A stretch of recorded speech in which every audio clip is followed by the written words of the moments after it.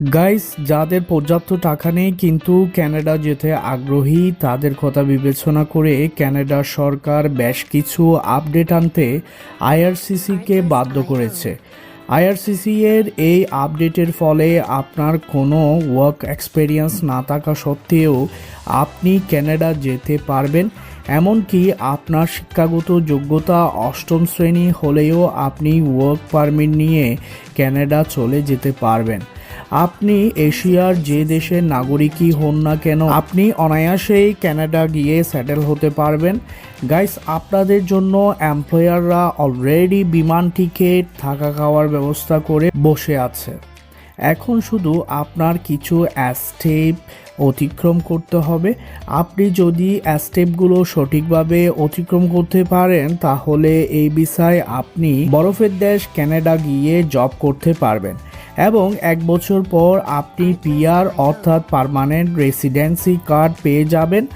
Guys, আপনি একবার যদি কানাডা যেতে পারেন আপনি বাংলাদেশ, ইন্ডিয়া, পাকিস্তান, এশিয়ার যে দেশের নাগরিকই হন না কেন আপনার ইনকাম আপনার দেশ থেকে প্রায় 5 থেকে 10 গুণ বেড়ে যাবে। আপনি যদি নিজে নিজে জব নিয়ে কানাডা যেতে চান এবং পিআর নিয়ে স্থায়ী হতে চান তাহলে এই ভিডিওটি 1 সেকেন্ডও না টেনে দেখতে থাকুন, কেননা এই ভিডিওতে ডিসকাস করা হবে ওই সমস্ত ওয়ে নিয়ে যেগুলো আপনি ফলো করলে ইজিলি কানাডা ভিসা নিয়ে যেতে পারেন এবং স্বপ্নের পিআরও খুব সহজে মিলে যাবে। যারা ভিসা সংক্রান্ত তথ্য পেতে আগ্রহী ও নিজে নিজে অ্যাপ্লাই করে অল্প খরচে ইউরোপ যেতে ইন্টারেস্টেড তারা কাইন্ডলি আমাদের চ্যানেলটি সাবস্ক্রাইব করে রেখে দিন। ইনশাল্লাহ একদিন না হয় একদিন আপনার উপকারে চলে আসবে। আর হ্যাঁ, অবশ্যই বেল আইকনটি বাজিয়ে রাখবেন যেন পরবর্তী ভিডিওটি দেওয়ার সাথে সাথে আপনি দেখতে পারেন।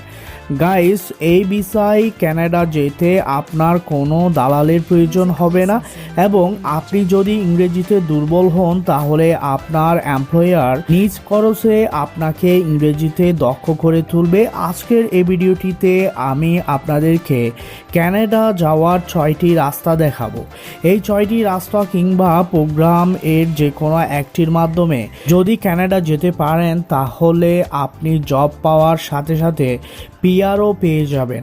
আর পিআর পেলে তো কোনো কথাই নেই, আপনি ফ্যামিলি নিয়ে স্থায়ীভাবে বসবাস করতে পারবেন। এখানে আপনি 3,500 কানাডিয়ান ডলার থেকে 10,000 কানাডিয়ান ডলার স্যালারি পেতে পারেন।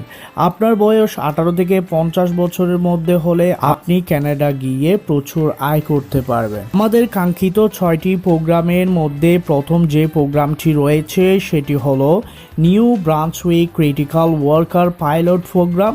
এই প্রোগ্রামে আপনি আনস্কিল্ড ওয়ার্কার হলেও জব অফার লেটার নিয়ে কানাডা যেতে পারবেন। New Brunswick critical worker pilot প্রোগ্রামের আওতায় 6টি কোম্পানি রয়েছে। যে কোনো একটি কোম্পানি থেকে জব অফার লেটার ম্যানেজ করতে পারলে ওয়ার্ক পারমিট নিয়ে কানাডাতে জব করতে পারবেন। এই প্রোগ্রামে আপনি ভিসা পেতে চাইলে আপনার বয়স 18 থেকে 55 বছরের মধ্যে হতে হবে। গাইস, আপনি যদি 6টি কোম্পানির যে কোনো একটি থেকে জব অফার লেটার নিতে চান তাহলে আপনাকে যে কাজটি করতে হবে সেটি হচ্ছে সর্বপ্রথম আপনার একটি ইউরোপাস স্টাইলে সিভি ও কভার লেটার মেক করতে হবে। এটি আপনি চাইলে নিজে নিজে মেক করে নিতে পারবেন অথবা আপনার পার্শ্ববর্তী টাইপিংয়ের দোকান থেকে মেক করে নিতে পারবেন। আপনি যদি এইসব কিছুতে আস্থা না পান তাহলে আপনি আমাদের সিভি এক্সপার্ট দিয়ে আপনার সিভি ও কভার লেটার মেক করে নিতে পারবেন।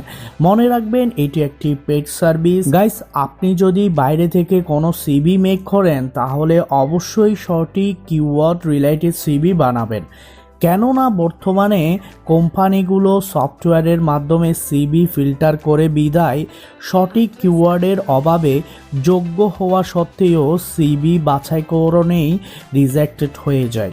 সো এই স্টেপে বি কেয়ারফুল। এরপর যে প্রোগ্রামটি রয়েছে সেটি হলো rural and northern immigration pilot program. এই প্রোগ্রামেও আপনি জব নিয়ে কানাডা যেতে পারবেন এবং পিআরও পেয়ে যাবেন। এই প্রোগ্রামটি সাধারণত কমিউনিটি ড্রাইভেন পাইলট প্রোগ্রাম নামে পরিচিত। এই প্রোগ্রামটি মূলত চালু করা হয়েছে ওই সমস্ত এলাকাকে টার্গেট করে যেগুলো আয়তনে বড় কিন্তু জনসংখ্যা খুব কম। সো আপনার যদি শিক্ষা কম থাকে তাহলে আপনি এই প্রোগ্রামেও ট্রাই করতে পারেন। কানাডাতে পিআর পাওয়ার জন্য সবচেয়ে জনপ্রিয় প্রোগ্রামটি হলো এক্সপ্রেস এন্ট্রি প্রোগ্রাম। এই প্রোগ্রামের আন্ডারে আপনি যদি কানাডা যেতে চান তাহলে আপনাকে অবশ্যই স্কিলড ও ওয়েল এডুকেটেড হতে হবে, তাহলে আপনি এক্সপ্রেস এন্ট্রি প্রোগ্রামে কানাডা গিয়ে পিআর পাবেন।